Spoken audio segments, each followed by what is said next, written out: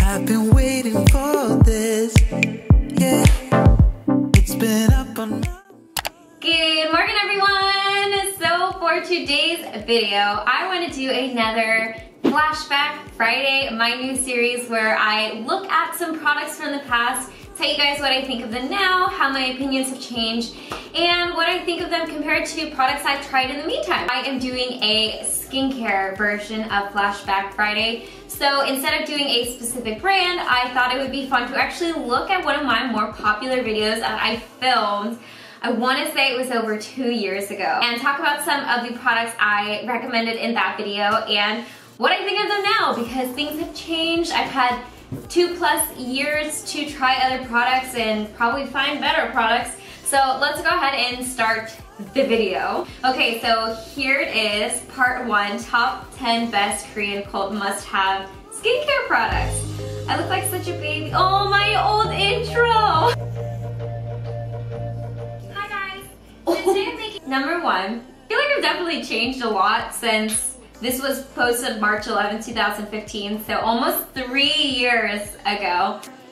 But my old room, you can definitely tell I'm less comfortable filming too back here. The number 1 thing that is a cult beauty favorite among all Asian beauty lovers, and that is basically sheet masks. So let's go ahead and talk about my first recommendation here, which is sheet mask. And this was kind of a general recommendation. I show Innisfree sheet masks in the video, which I don't necessarily think I'd recommend anymore, especially Innisfree ones. You guys know my favorite sheet masks are liter sheet masks.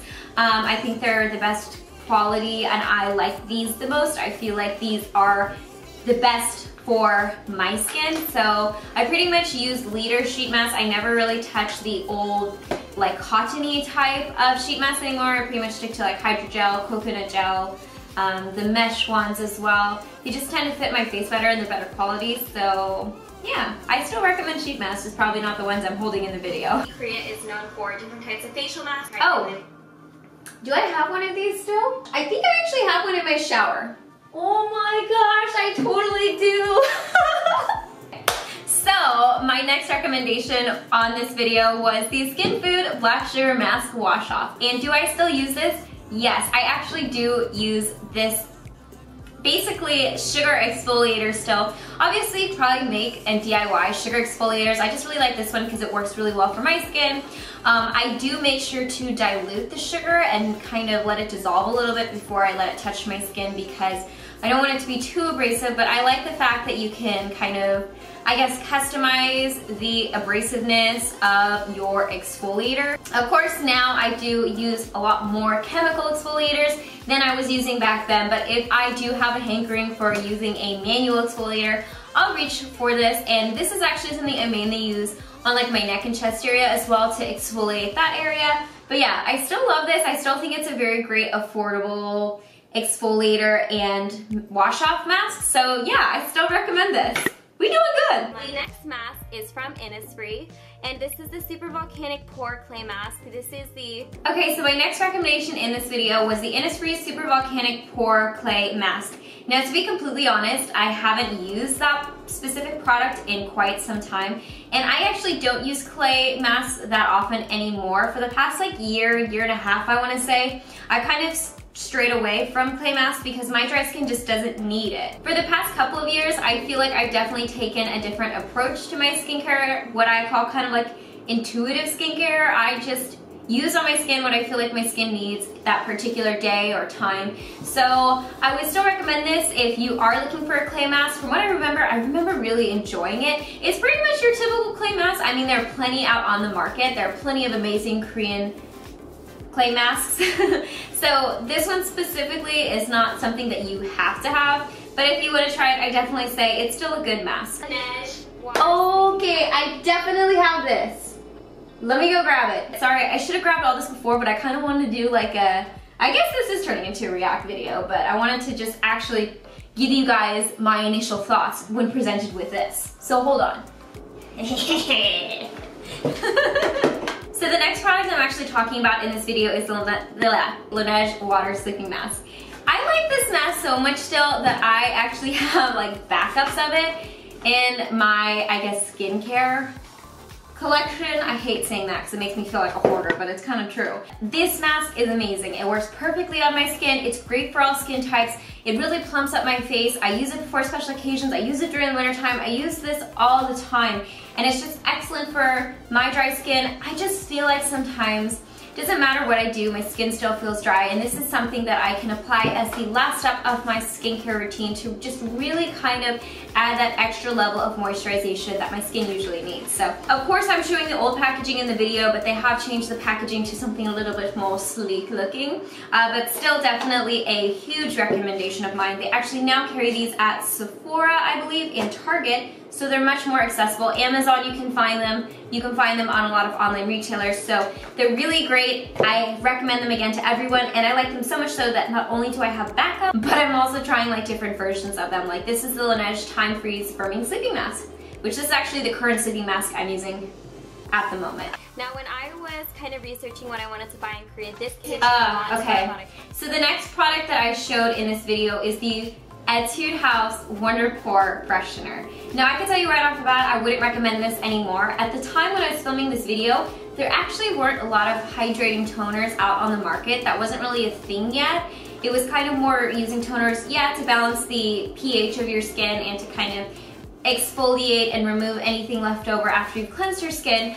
So I definitely don't recommend the Wonder Pore Freshener anymore because it's a little bit drying on the skin. It doesn't have the best ingredients. I know why I recommended that at the time, but now that I have had experience with more beauty products and skincare, and now that more companies have come out with higher quality toners, I definitely wouldn't recommend this one anymore. So, yeah.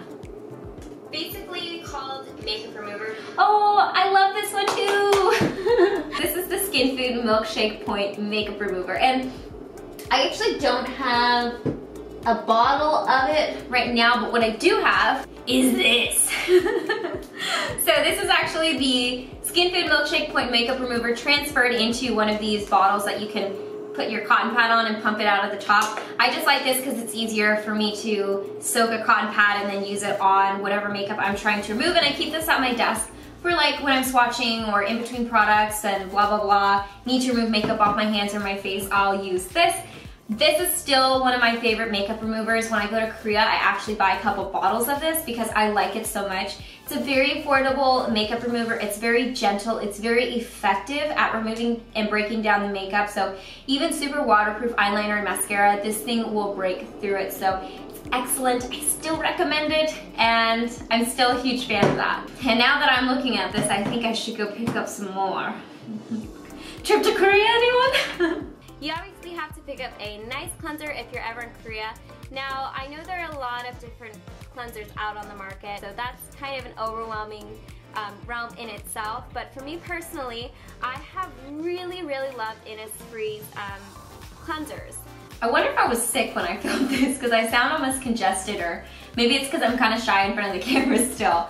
The next product that I recommended was the Innisfree Foam Cleansers. I do not recommend those anymore. They're a little bit too drying, and I believe they have sodium lauryl sulfate in them, which is that foaming agent that gives you that thick lather.